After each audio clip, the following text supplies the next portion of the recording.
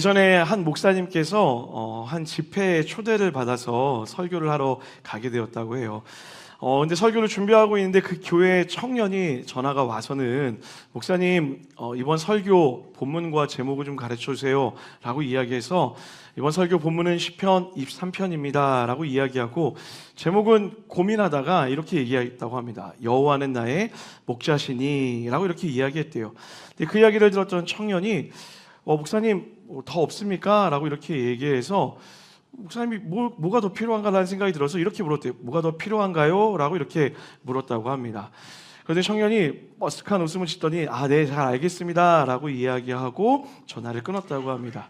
그리고 이제 집회 당일이 되어서 교회에 가서 목사님의 안내를 받아서 앞자리에 딱 앉았는데 주보를 이렇게 나눠주는데 목사님이 깜짝 놀라신 거예요.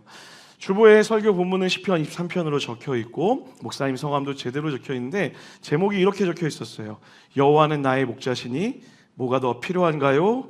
라고 이렇게 적어놨대요. 목사님이 그 주보를 보면서 한참을 웃으셨다고 이야기합니다. 근데 문득 그런 마음이 드는 거예요. 이거 정말 기가 막힌 표현이다. 여호와는 나의 목자신데 뭐가 더 필요한가? 그리고 올라가셔서 이렇게 설교했대요. 여러분, 여호와가 나의 목자십니다. 뭐가 더 필요합니까? 기도하고 마무리합시다. 오늘도 그렇게 기대하시는 거 아니시죠? 죄송하지만 한참이 남아있습니다. 사랑하는 여러분 어떠세요? 여호와가 나의 목자이심을 믿으십니까? 더불어 그 목자 되신 하나님, 그것으로 여러분 충분하십니까? 하나님이 나의 목자이신데 뭐가 더 필요합니까? 이 고백이 여러분과 저희 고백되기를 주님의 이름으로 간절히 축원합니다. 우리 그런 의미로 1절을 한 번 더 믿음의 고백으로 읽도록 하겠습니다. 시작. 여호와는 나의 목자시니 내게 아멘. 자, 여러분 성경을 읽다 보면 하나님과 인간의 관계, 하나님과 우리의 관계를 목자와 양으로 비유하는 표현들을 참 많이 우리가 살펴볼 수 있습니다. 그 대표적인 본문이 오늘 우리가 읽었던 시편 23편의 말씀이겠죠. 자, 한번 질문해 봐야죠. 그럼 도대체 하나님은 왜 우리를 양으로 비유하는 걸까요? 특별히 오늘 본문의 저자였던 시편 다윗 또한 우리를 왜 양으로 묘사하고 있는 걸까요? 이게 너무 궁금했던 한 목사님이 계셨습니다. 그래서 실제로 팔레스타인에 가서 목동의 생활, 목자의 생활을 경험해 봐야 되겠다라고 생각하셨고 자기의 모든 사비를 털어서 양을 사고 목자의 삶을 경험해 봤던 목사님이 계시대요. 그리고 그분이 책을 쓰셨어요. 책을 쓰셔서 거기에 자기가 경험했던 양에 대해서 이렇게 이야기했습니다. 나는 양과 염소를 기른 적이 있다. 염소들은 밉살스러워도 꽤 영리한 편이어서 기를 만하다. 자, 그러나 이 양은 세상에서 가장 어리석은 동물이다. 양은 아둔하고 더럽고 겁이 많고 방어력이 없는 아주 한심한 존재이다. 내 양은 항상 길을 잃고 다치고 뱀에 물리기 일쑤였다. 양은 심지어 비를 피할지도 모른다. 그래서 나는 목자 시절을 즐거운 마음으로 절대로 회상할 수가 없다. 마지막에 아주 결정타를 남깁니다. 양은 정말 한심한 동물이다. 사랑하는 여러분, 하나님이 여러분과 저를 양으로 부르십니다. 아멘 할 수 있으시겠어요? 그런데 여러분 가만히 생각해 보면요, 목자가 비유했던 것처럼 양은 정말 연약한 존재예요. 여러분 모든 동물들이 저마다 방어 능력이나 공격 능력을 가지고 있는데 이 양은 방어할 수 있는 어떤 힘도 없어요. 그렇다면 공격 무기가 있냐? 아니요. 다리는 쇼다리여서 누굴 때릴 수도 없습니다. 갑자기 좀 외로워지네요. 공격할 능력도 갖추고 있지 않아요. 더군다나 눈도 아주 안 좋다고 합니다. 3m 이내의 것밖에 보이지 않는데요. 그래서 양이 보이는 대로 길을 찾아가면 반드시 길을 잃어버릴 수밖에 없다라고 그렇게 기록하고 있습니다. 이뿐일까요? 여러분 양을 혹시 실제로 눈으로 본 적 있으세요? 양떼 목장 많이 가잖아요. 설레이는 마음으로 가거든요. 양떼 목장 가서 양을 보면 양이 가까이 오면 너무 사랑스러울 것 같은데 그 냄새가 어마어마해요. 그 털 사이에 꼬질꼬질하게 껴있는 그 때들을 이루 말할 수가 없어요. 그리고 실제로 여러분 그 양털 복슬복슬하고 너무 이쁘잖아요. 그 양털을 이렇게 딱 들어보면 그 안에 온갖 해충이 다 들어있다고 합니다. 날파리, 쇠파리, 진드기 온갖 해충이 그 안에 다 들어있어요. 그래서 여름만 되면 양들이 극도로 예민해집니다. 왜냐하면 이 털 안에 있는 해충들이 너무 몸을 간지럽게 만드는 거예요. 그래서 스스로 이것을 해결할 능력이 없으니 가시덩굴로 들어가는 거예요. 왜요? 간지러우니까. 거기서 이 간지러움을 해결했다고 몸을 긁고 난리가 나요. 그럼 어떻게 됩니까? 온몸이 피투성이가 되는 거죠. 그런지도 모른 채 간지러움만 해결하겠다라고 그 가시덩굴에 들어가는 연약한 동물이 바로 양이라는 거예요. 이뿐만이 아닙니다. 마지막으로 양은 절제를 모른다고 해요. 내버려두면 초원의 뿌리까지 다 뜯어먹어서 초원을 다 망가뜨려 버리는 거죠. 그래서 목자의 적절한 인도에 따라 이동하지 않으면 그 탐욕과 집착으로 인해서 터전, 그 환경의 모든 것까지 파괴해버리는 것이 바로 양이라고 이야기하는 것입니다. 여러분, 오늘 시편의 저자였던 이 다윗은 누구보다 양이 어떤 존재인지를 잘 알았습니다. 그런 양을 보고 자신의 삶을 돌아보니 내가 이 양과 다를 바가 없는 부족한 인간이구나. 우리 사람이라는 존재는 이 양과 다를 바가 없는 그런 연약한 존재이구나 라고 깨달은 거예요. 실제로 우리도 그렇죠, 여러분. 우리는 얼마나 연약합니까? 우리는 우리 스스로를 지킬 힘도 없으면서 마치 힘이 있는 것처럼 내 스스로를 지킬 수 있다 믿으며 착각하며 살아갑니다. 그러다 내 인생 앞에 더 큰 힘을 마주하면 그 앞에 꼬꾸라지기를 일상처럼 살아가죠. 우리는 양의 시력과 같이 한 치 앞도 볼 수 없는 연약한 존재예요. 그래서 열심히 인간들이 하는 게 무엇이죠? 대책이라는 것을 세웁니다. 그런데 여러분, 이 대책이라는 것이 확률에 의지한 초라한 예측밖에 되지 않는 거예요. 그래서 여러분, 우리의 예측은 대부분 맞지 않아요. 만약 우리가 예측한 대로, 우리가 대책한 대로 살았다면 우리는 아마 떼부자가 되었을 거예요. 대부분은 그 예측이 맞지가 않습니다. 이뿐인가요? 찰리 채플린이라고 하는 사람이 이런 표현을 썼죠. 인생이라는 것은 멀리서 보면 희극, 굉장히 화려한 모습처럼 보이지만 가까이서 보면 비극에 가깝다라고 이렇게 이야기합니다. 양처럼 겉으로 보기에 우리의 모습은 참 사랑스럽고 화려해 보이기까지 하지만 그 안으로 깊이 들어와 보면 우리를 괴롭게 하고 있는 수많은 질병과 어려움들, 세파리와 해충처럼 우리의 신경을 자극하는 아주 사소한 갈등부터 우리를 아주 오랫동안 얽어매고 있는 고통, 그 고통을 스스로 해결하다 생겨났던 그 상처들로 인하여 괴로워하는 인생이 바로 여러분과 저의 삶이라는 거예요. 인생의 어느 누구 하나, 여기에 있는 누구 하나 괜찮다라고 말할 수 있는 그런 사람이 하나 없을 정도로 저마다의 아픔과 상처를 가지고 살아가는 양과 같은 존재, 그것이 바로 여러분과 저라는 거예요.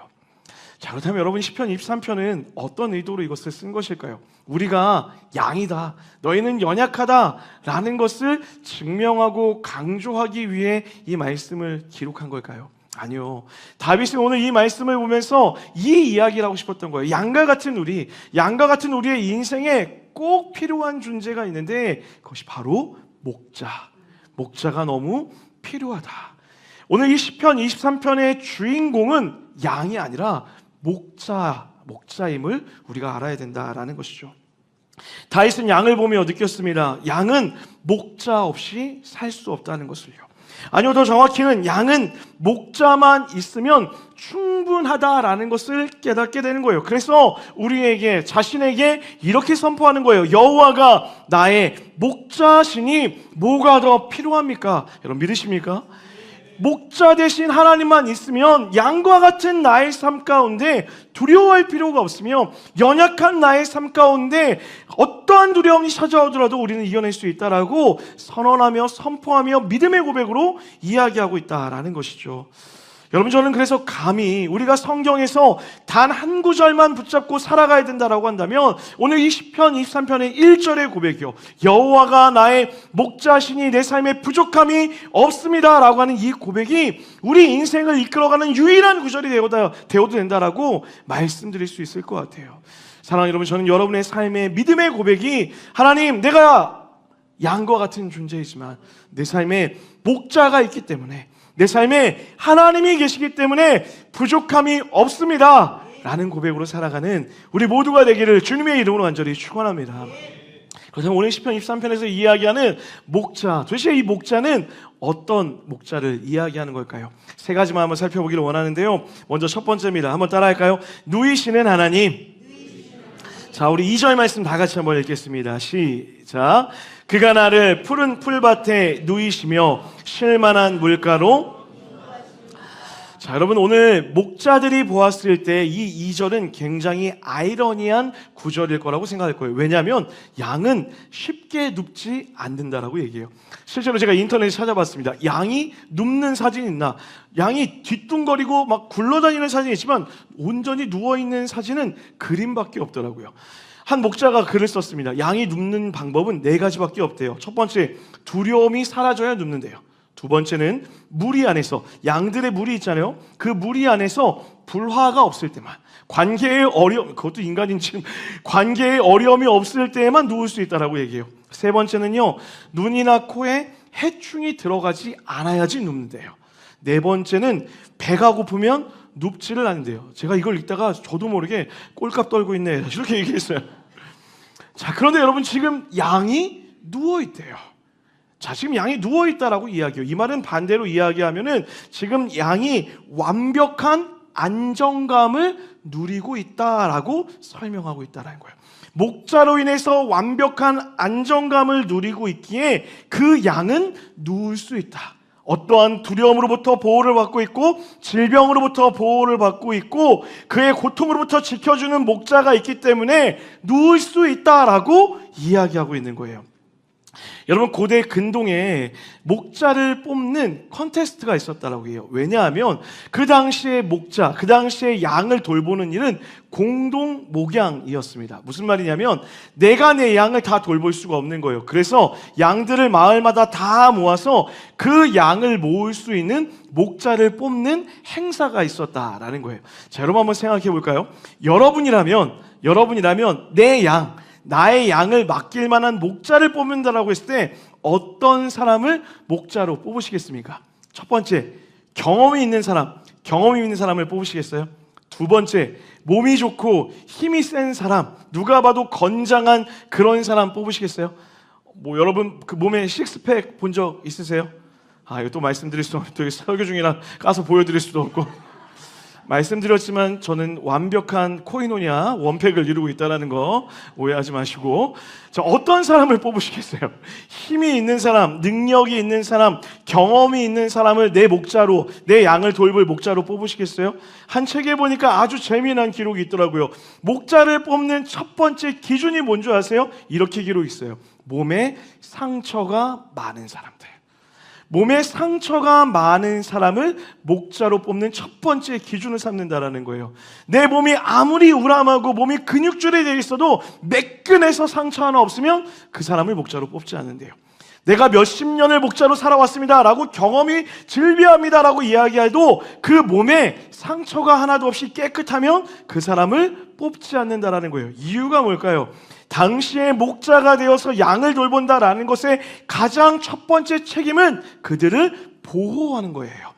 맹수의 위협으로부터요. 말씀드렸잖아요. 양은 어리석어서 자기가 하고 싶은 대로 움직이고 자기가 행동하고 싶은 대로 행동한다는 거예요. 그 수많은 양을 보호하기 위해서 기꺼이 내 몸을 바쳐서 흙에 찔리지 않죠. 가시에 찔리고 맹수의 공격으로부터 양들을 지켜냈던 몸에 흔적을 가졌던 사람을 목자의 1순위로 뽑는다라고 이야기해요. 그래야 내 양을 맡겨도 그 양이 온전히 저 사람이라면, 내 몸을 불사르면서까지 내 양을 지켰기에 저 사람이라면 내 양을 맡길 수 있어 라고 하는 마음으로 그 사람을 선택한다라는 것이죠. 사랑하는 여러분, 그거 아시죠? 우리 목자 대신 예수 그리스도, 우리 목자 대신 하나님의 우리를 지키기 위해 생겼던 수없이 많은 십자가의 흔적이 남아있습니다. 할렐루야. 십자가 위에서 우리를 위해 찔리시며 우리를 위해 못 박히셨던, 우리를 영원한 죽음으로부터 건져내기 위하여서 생명 다해 지키셨던 하나님의 몸의 상처가 목자 대신 예수 그리스도의 몸에 남겨져 있다라는 거예요. 여러분, 그 하나님의 상처를 볼 때마다 우리가 느끼는 감정이 무엇이어야 됩니까? 맞아, 하나님이 나를 그렇게 생명을 다해 지켜내셨지. 그리고 그 하나님은 지금도 나를 지키고 계시지. 그리고 내가 그 하나님께 내 모든 것을 맡기면 목자 되신 하나님은 생명을 다하여 나를 지킬 거야. 그러니 내가 오늘 이곳에서 평안을 누릴 수 있는 거야. 내가 누울 수 있는 거야. 누워도 되는 거야. 두렵지 않은 거야 라고 이야기할 수 있어야 된다라는 거예요. 사랑하는 여러분, 여러분은 양과 같은 나의 삶을 누구에게 맡기며 살아가시겠습니까? 나를 의지하며, 세상을 의지하며, 그렇게 겉으로 보기에 화려하며 경력이 화려한 사람들을 쫓아 살아가시겠습니까? 아니면 여러분을 지키기 위하여 목숨 다하여 십자가에 달리신 그 예수님께 내 삶을 의탁하며 살아가시겠어요? 사랑하는 여러분, 주님이 우리를 지키십니다. 주님이 여러분과 저를 반드시 보호하십니다. 그래서 우리는 오늘도 하나님으로 인해서 내가 편히 쉴 수 있습니다. 내 상황과 환경에 어떠한가 상관없이 주님, 오늘도 내가 누울 수 있습니다 라고 고백할 수 있는 거예요. 전 여러분이 우리를 누이시는 하나님, 그 몸에 상처를 가지신 예수 그리스도, 그분을 바라보며 목자 되신 예수님만 의지하며 살아가는 우리 모두가 되기를 주님의 이름으로 간절히 축원합니다. 그런가 하면 오늘 본문에 드러난 목자이신 하나님의 두 번째 의미는 이것이에요. 우리 한 번 더 따라할까요? 예비하시는 하나님. 자, 우리 4절 말씀 다 같이 한번 읽어보겠습니다. 4절입니다. 시작.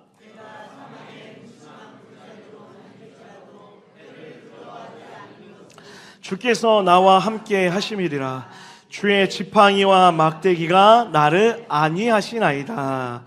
자, 여러분, 우리가 이 시편 23편을 읽을 때마다 착각하고 있는 게 한 가지 있어요. 푸르른 초원, 막 초목이 막 이렇게 들어져 있고 물이 막 쫙잘 흐르고 있는 곳에 양들이 유유자적하는 모습을 상상하고는 합니다. 여러분, 근데 정확하게 틀렸어요. 이스라엘은 그런 땅이 없습니다. 이스라엘의 초원이라고 하면 아주 황무지와 같은 곳에 아주 가끔 겨울에서 봄에 1시간만 요만큼, 아주 짧은 만큼 그 푸르른 초들이, 이렇게 푸르른 것들이 나와 있는 그런 모습이 되어 있어요. 그러므로 여름이 되면 다시 황무지가 되는 것을 보게 됩니다. 그래서 목자들이 가지고 있는 중요한 책임이 있는데 무엇이냐면 여름 목장을 찾아다니는 거예요. 산과 산을 옮겨 다니면서 이 양떼들이 굶기지 않을 곳을 늘 찾아다니는 것이 목자의 역할이었습니다. 그런데 문제는 무엇이냐면 이스라엘 지형은 산과 산으로 연결된 곳이 대부분이다 보니 이 산에서 저 산으로 옮겨갈 때 반드시 지나가야 되는 곳이 있는데 그것이 바로 계곡 또는 협곡이었다라는 거예요.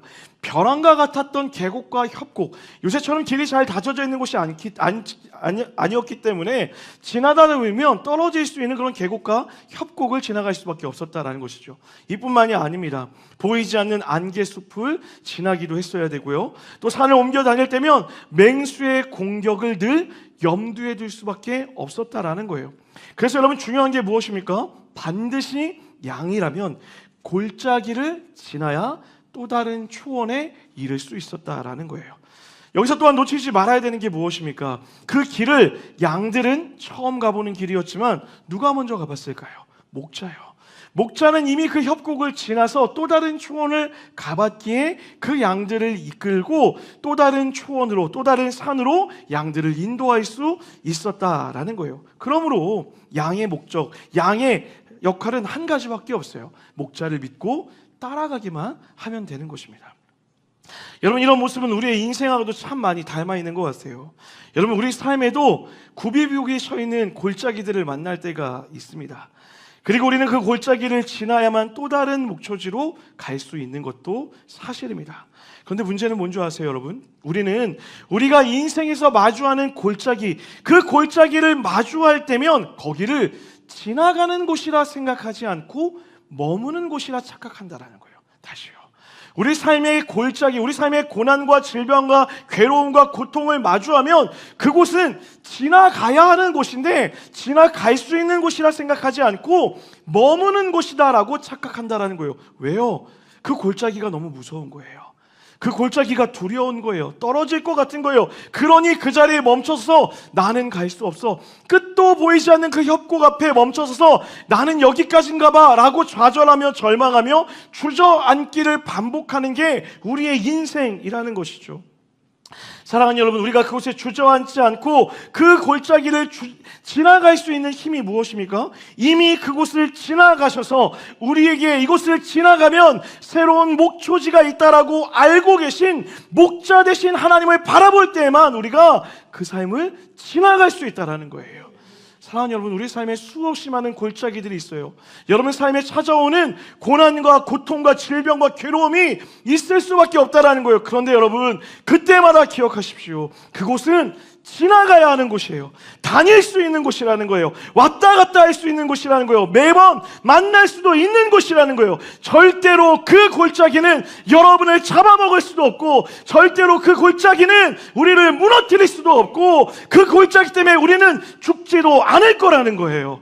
여러분, 그래서 오늘 본문에 중요한 단어를 한 가지 붙이고 있잖아요. 뭐라고요? 사망의 음침한 골짜기라고 얘기해요. 이 단어 자체가 얼마나 무섭습니까? 그런데 여러분, 이 사망의 음침한 골짜기를 히브리어로 번역하면 이렇게 해요. 짤마웨트라고 얘기해요. 짤마웨트. 이 짤과 마웨트라는 단어가 합성화된 건데, 짤은 뭐냐면 따라합시다. 그림자. 마웨트는 죽음이에요. 다시 말해 죽음의 그림자라는 거예요. 여러분, 무슨 말입니까? 지나가는 이 협곡, 지나가는 이 계곡은 눈에 보이기에는 죽음처럼 보이지만 뭐라고요? 그림자일 뿐이라는 거예요. 사랑하는 여러분, 그거 아시죠? 예수 그리스도께서 십자가 위에서 사망을 이미 이기셨습니다. 할렐루야. 여러분, 사망을 이미 이겼다라는 거예요. 그 말은 뭐예요? 우리가 마주하는 모든 사망처럼 보이는 그것들은 그림자일 뿐이라는 거예요. 그것이 우리를 죽일 수 없다고요. 질병과 고난과 괴로움, 여러분의 삶에 찾아왔던 괴로움의 모든 것들이요, 그 어떤 것도 여러분을 절대로 죽일 수 없어요. 왜요? 주님이 이미 이기셨습니다. 사랑하는 여러분, 설교를 준비하는 과정 가운데 우리 인생에 얼마나 많은 짤마이트가 있는지 묵상하게 되더라고요. 어떤 분들은 갑자기 찾아온 질병으로 인해서 눈물 짓는 분들도 있었습니다. 어떤 분들은 경제적인 어려움으로, 또 어떤 분들은 사업의 어려움으로 힘들어하는 분들도 만나게 돼요. 부부관계 안에서의 괴로움을 겪고 있는 수많은 사람들도 보았습니다. 특별히 이번 설교를 준비하고 있는데, 이번 주 중에 이음동산교회 성도는 아니지만 아주 오랫동안 교제하고 있었던 한 집사님이 저에게 전화가 오셨어요. 너무 반가운 마음에 전화를 받았습니다. 집사님, 잘 지내시죠? 어쩐 일이세요? 목사님, 이음동산교회 예배 유튜브로 잘 드리고 있어요. 막 이런 얘기하시면서 우스갯소리도 하고 농담도 주고받는데, 집사님 갑자기 마지막에 이러는 거예요. 목사님, 근데 저 암이에요. 근데 제가 그 이야기를 듣는데 말문이 턱 하고 막히는 거예요. 아니, 왜 하필 이 집사님에게? 제가 아는 이 집사님은 너무나 성실하시고, 제가 아는 이 집사님은 누구보다 신실하고 하나님을 너무나 사랑했던 그런 분인데, 어떻게 이런 분에게 이런 일이 생길까라는 그 마음에 어떤 말을 할지 모르게 된 거예요. 그리고 멋쩍은 웃음을 지으고 기도해 드렸어요. 기도해 드리고 전화를 끊고 났는데 눈물이 멈추질 않는 거예요. 그 집사님만 그렇습니까?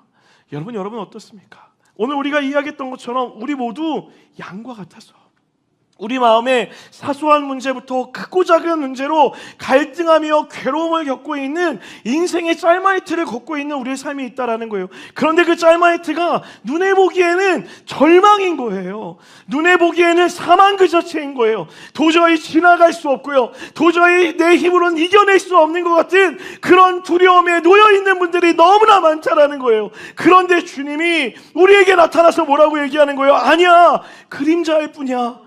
그것은 그림자일 뿐이야. 내 손을 붙잡고 따라오기만 하면 돼. 그러면 이 그림자를 지나 또 다른 목초지에서, 초원에서 내가 너를 반드시 먹일 거야.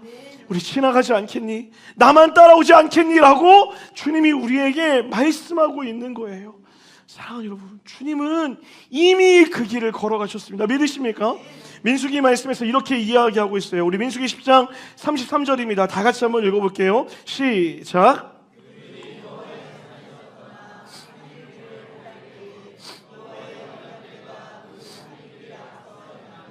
그들의 쉴 곳을 찾았고, 자, 본문 한번 띄워주세요. 뭐라고 얘기합니까? 이스라엘 백성들이 광야에서 길을 걸어가야 되는데요, 하나님이 그 3일 길을 뭐 했다고요? 먼저 간 거예요. 하나님이 먼저 갔다고요. 다시 얘기해서 광야를 걸어갔던 이스라엘 백성들은 보이지 않는 3일길을 걸어가는 것 같지만 아니라는 거예요. 하나님이 걸어가셔서 안전하였기에 걸어와도 돼 라고 이야기한다고요. 우리의 인생도 마찬가지입니다.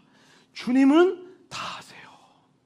주님이 여러분의 모든 처음과 끝을 다 알고 계세요.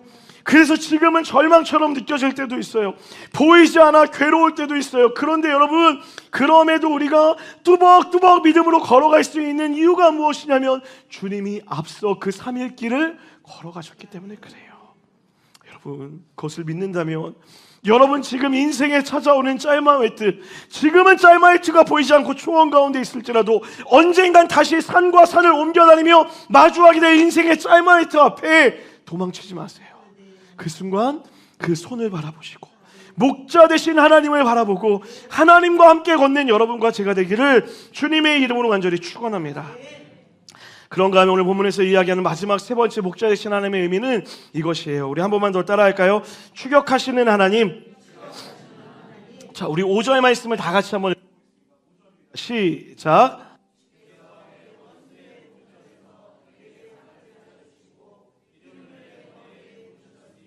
내 잔이 넘치나이다. 아멘.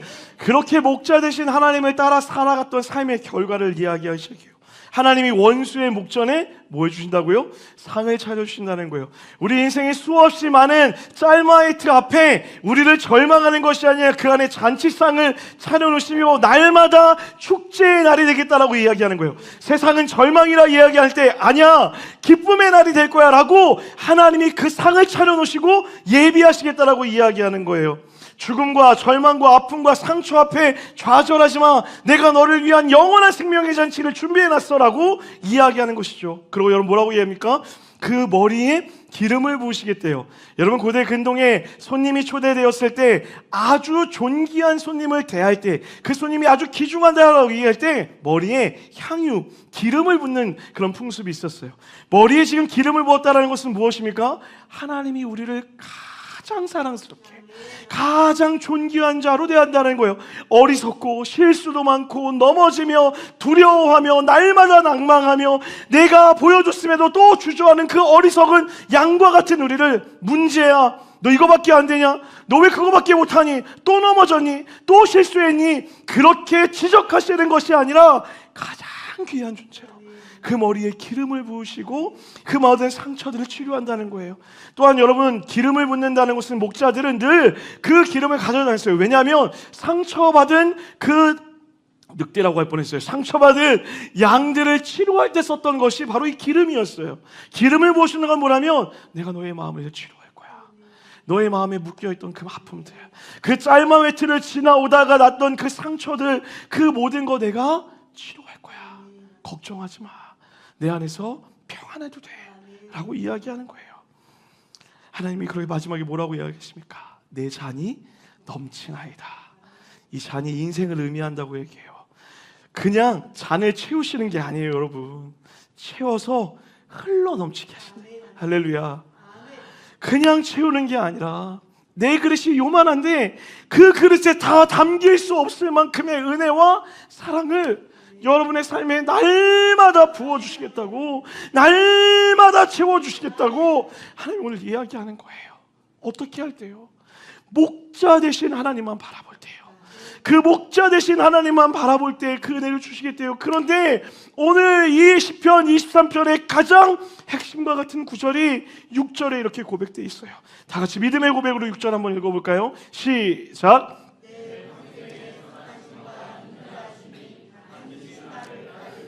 내가 여호와의 집에 영원히 살리로다. 아멘. 여러분, 이 6절을 원어로 읽으면 더 그 의미가 살아요. 이 반드시라는 단어가 맨 앞으로 와 있어요. 이렇게 읽는 거예요. 반드시 있을 거야. 무조건 있을 거야. 그것이 무엇이냐면 우리 주님의 선하심과 인자하심이 반드시 있을 거야. 할렐루야. 그리고 그 뒤에 붙어있는 한 단어가 있어요. 따르다라는 단어인데요, 이 따르다라는 원어, 히브리어의 원어의 뜻은 무엇이냐면, 한 번만 더 따라할까요? 추격하다. 하나님의 선하심과 인자하심이 뭐 한다고요? 추격을 한다는 거예요. 여러분, 추격한다라는 것은요, 그냥 내가 쫓아다니는 그런 의미가 아니에요. 목표물을 정해놨으면 그 목표물을 받을 때까지, 그 목표를 잡을 때까지 끝까지 쫓아가는 것, 반드시 잡아내는 것, 그것을 뭐라고 해요? 추격이라고 이야기해요. 무엇이요? 반드시 하나님의 인자하심과 성실하심이 우리를 추격하겠다라는 거예요. 우리가 잘못 알았어요. 내가 하나님을 열심히 믿어서, 내가 하나님을 더 많이 사랑해서, 내가 하나님을 더 많이 열심히 노력해서 하나님이 내 앞에 잔치를 차려주시고 내 앞에 기름을 부어주시고 내 잔이 넘쳐나게 하시는 것이 아니라 반대였던 거예요. 하나님이 여러분과 저를 이미 추격하고 계신 거예요. 내가 무엇을 드리기 전에, 내가 무엇을 해드리기 전에 그 선하심과 인자하심으로 오늘도 여러분을 잡으려고 하나님이 노력하고 있으시다라는 것이죠. 그래서 그 노력 때문에 양은 내가 걸어간 것 같지만 목자가 내가 있는 곳까지 와서 나를 인도하여 끌어갔기에 또 다른 목초지에서, 그 푸른 초장에서 쉬면서 하나님의 은혜를 누렸던 것처럼 하나님이 우리에게 다가오셔서 우리를 찾아내시고 우리를 인도하시고 우리를 붙잡아 내셨기에 우리가 오늘 하나님이 주시는 그 잔치와 은혜를 누리며 살아갈 수 있다라는 것이죠. 그러니 여러분, 포기하지 마세요. 그러니 여러분, 절망하지 마십시오. 우리가 푸른 초장에서 쉴만한 물가에서 누릴 수 있는 이유는 나의 어떠함이 아니라 목자가 있기 때문입니다.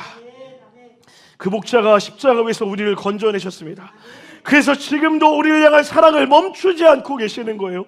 그 사랑을 믿는 자라면, 그 사랑을 의지하는 자라면 우리는 반드시 그 삶에서 하나님 주시는 온전한 축복을 누릴 수 있게 되는 거예요. 그래서 우리는 오늘 이렇게 고백합니다. 여호와가 나의 목자시니 내게 부족함이 없으리로다. 사랑하는 여러분, 뭐가 더 필요하세요? 이거 말고 뭐가 더 필요하십니까? 우리의 마음은 모든 삶이 목자 되신 하나님, 그 하나님이면 충분합니다. 더 필요 없습니다 라고 고백할 수 있는 우리 모두가 되기를 주님의 이름으로 간절히 축원합니다.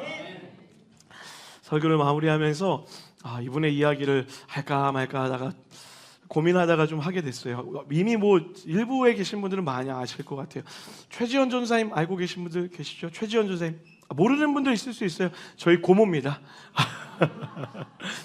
나이 80이 넘으신 은퇴하신 전사님이세요. 우리 고모가 한번 교회에 오셨었어요. 많은 분들이 제 말을 그제서야 이해했어요. 저희 고모가 평생을 사역을 하셨고요. 이 포스가 이 힘이 장난이 아니에요. 머리가 곱슬곱슬한데 이게 성령으로 지었는지 펴질 기미가 보이질 않아요.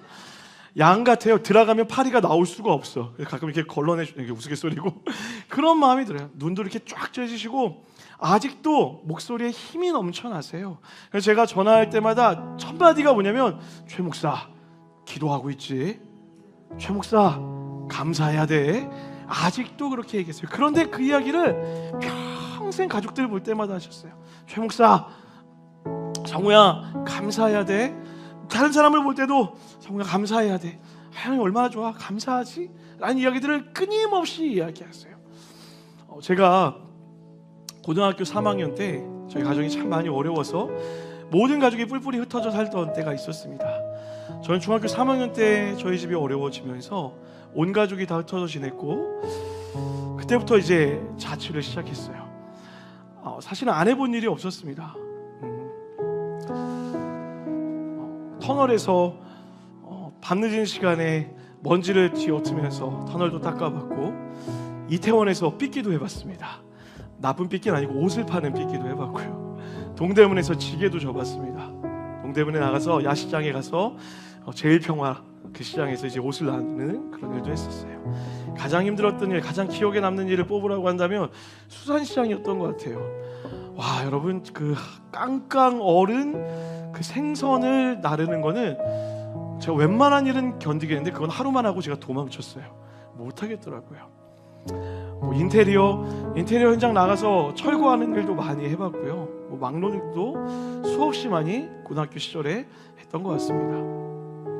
그러다가 이제 고등학교 3학년 시절 머물던 곳이 있을 수가 없게 돼서 저희 고모가 있던 집으로 들어가게 됐어요. 그 당시 저희 고모는 남산에 한 100년이 넘은 한 교회의 전도사였습니다. 서울예대가 있던 바로 앞에 있는 그런 교회였어요. 아직도 기억이 나요. 밤마다 저희 예대생들을 그렇게 안 좋아했던 이유가 밤마다 예대생들이 거기서 춤을 춰요. 노래하고 술 먹고, 거기 아주 유명한 거리였어요. 계단 바로 밑에 있었던 곳인데 사람들이 거기서 막 춤을 추는데, 요새 청년들은 모르겠어요. 밀리오레라고 너무 옛날 사람인데, 동대문 밀리오레가 저희 그 집에 보이면 그 화려한 조명이 막 창밖에 보여요. 그러면 그 밖에서 예대생들이 노래하고 춤추는데 노래는 또 왜 이렇게 잘하는 거야. 근데 막 구슬프고 막 마음이 그래요. 좀 잤으면 좋겠는데. 그런 단칸방에서 고모와 저와 둘이 이렇게 1년을 넘게 살았습니다. 너무 힘들었어요. 왜냐면 문 열고 나가면 단칸방이니까 바로 이렇게 싱크대가 있는데 바퀴벌레가 막 다녀요. 바퀴벌레는 그나마 참을 수 있었는데 제일 힘든 게 뭐냐면 쥐예요. 쥐가 후다다다다 지나가는 소리가 날마다 들려요. 한 번은 여러분 거짓말이 아니라 제가 자고 있는데 벽지가 낡아서 위에서 찢어진 거예요. 쥐가 제 머리 위로 떨어졌어요.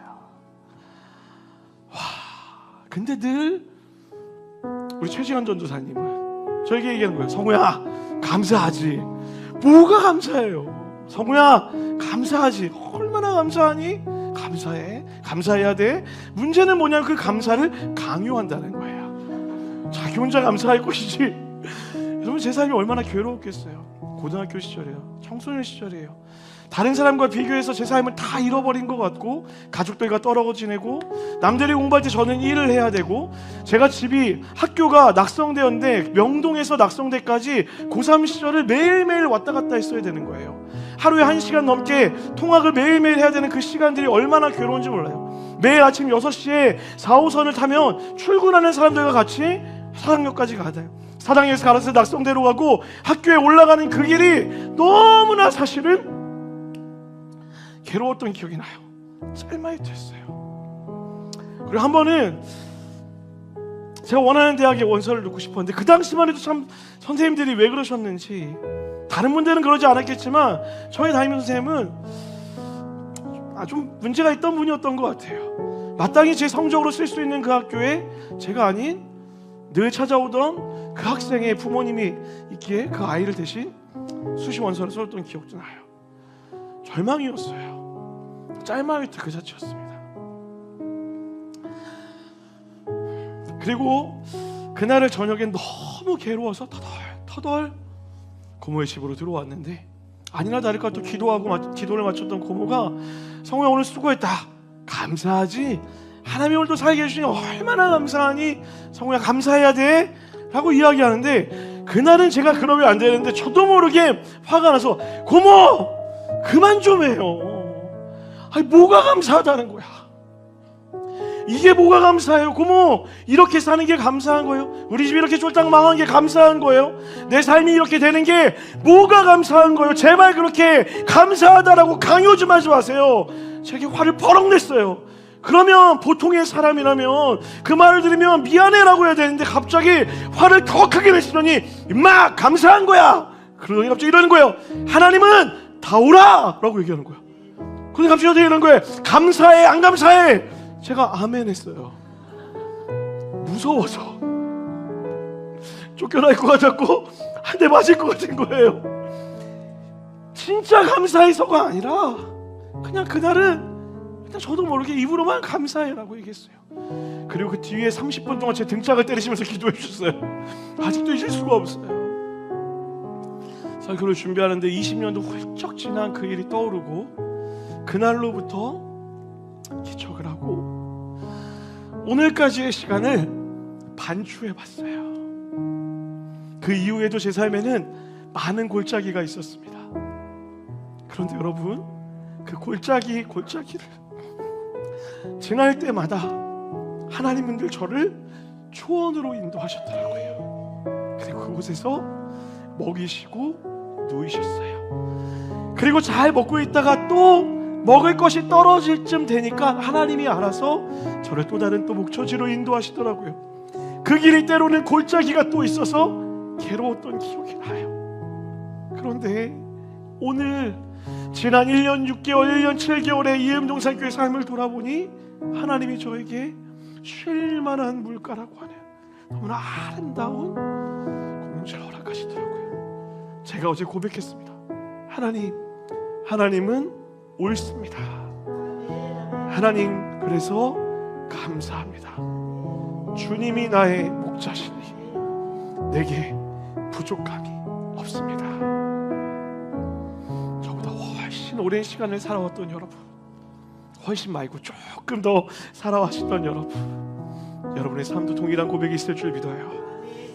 여러분의 삶을 돌아보십시오. 골짜기마다 여기까지 인도하셨던 그 하나님, 그리고 우리는 또 짤마이트를 만나게 될 거예요. 그때마다 우리 외칩시다. 여호와가 나의 목자시니 내게 아무 두려움도 없습니다. 그 하나님을 의지하는 여러분과 제가 되기를 주님의 이름으로 간절히 축원합니다.